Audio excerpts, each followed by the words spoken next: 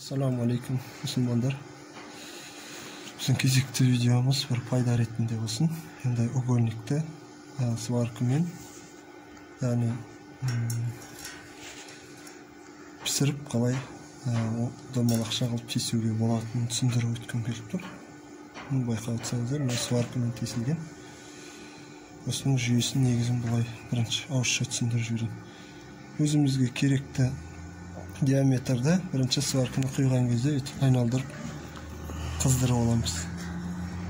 Айналдырып қыздырып алғаннан кейін әбден домалақша болып қызғаннан кейін қақ ортасына қақ ортасына электродты ұстап қаламыз. Ұстап қалғанда электродтың жан-жағына қызарып жан-жағына жайылады. Сол кезде жайлап үстінен бүйтіп батырып басып қаламыз. Сол кезде ойылып түсіп кетеді. Соны қазір тәжірибе ретінде көрсетіп көреміз. Көзіңді ала.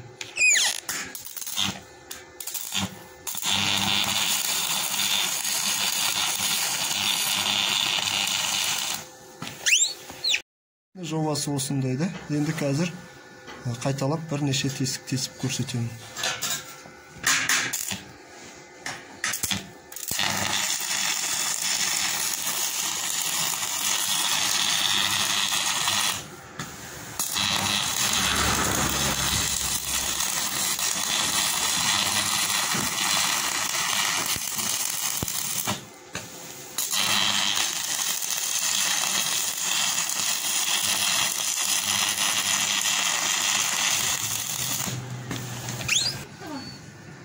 Осынша тесіктер пайда болды.